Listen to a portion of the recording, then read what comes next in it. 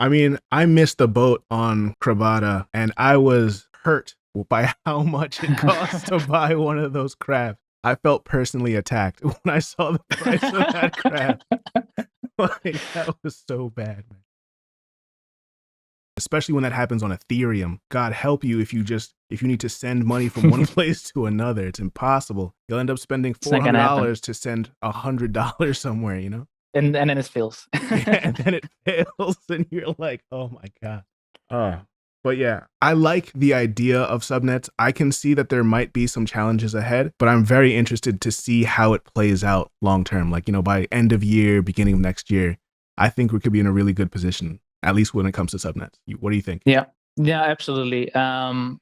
Long term, I think subnets are going to be amazing. It really unlocks more of the promise of Avalanche. Short term, I think it's going to be bullish still. I am a bit cautious about like if the UX, like if the bridge experience is kind of poor, then it may be disappointing for some people because they have been hyped up a lot. But the Avalanche team is a very, or the Ava Labs team, I should say, is a very strong team. I'm pretty sure they're thinking about all this stuff. I know that other people are working on other interoperability solutions. And then every app, I know that a lot of apps are at least thinking about moving to their own subnet.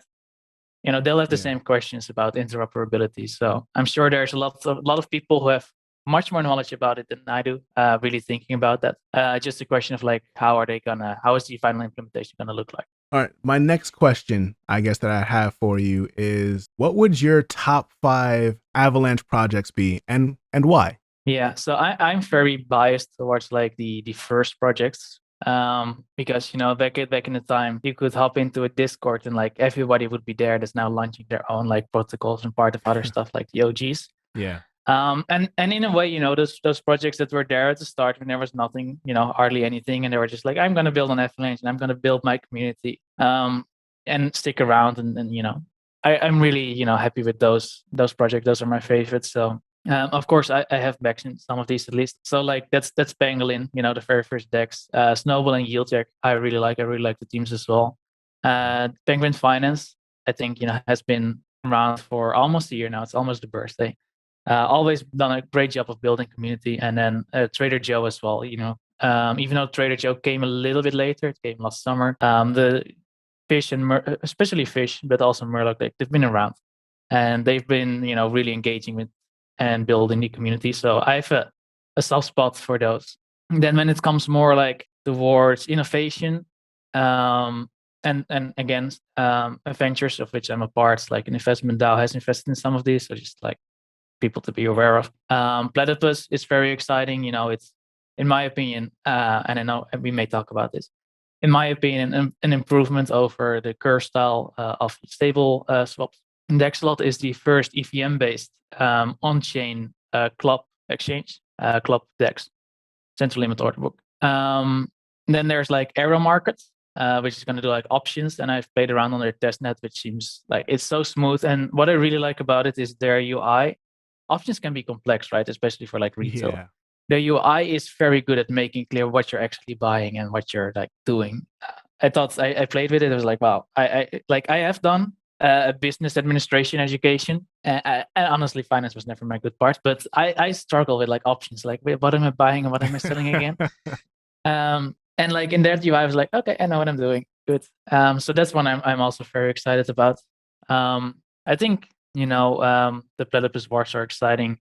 Thief Guild for like metaverse is exciting. Krabada, of course, is one of the biggest successes.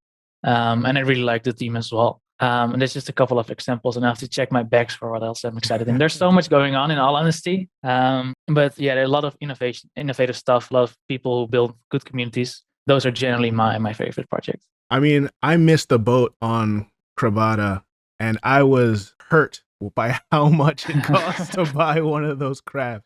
I felt personally attacked when I saw the price of that crab. Like, that was so bad, man. But man, they're not the cheapest. No, they're not. There is actually, I mean, and disclaimer, I've not done a lot of due diligence, but I saw them in my inbox on Twitter yesterday. A protocol, it's called Hunt Protocol. It's by Cross Chain Capital. which you can like buy in a small amount into a pool, and they will then run the crabs for you. Really? It may be a way for people to get into Krabada, at a lower price point. I think Krabada will also do scholarships, and I think other people are at least thinking about it because I think the Krabada community is a good community, and they are excited to get more people involved. So I think there's people working on ways to get more people in. I hope they come up with something soon, because man, I can't afford to take out a second mortgage on my house to to run a couple crabs. Yeah, exactly. Actually, you just spoke briefly about Curve and PTP. If we could dive in a little bit more about that.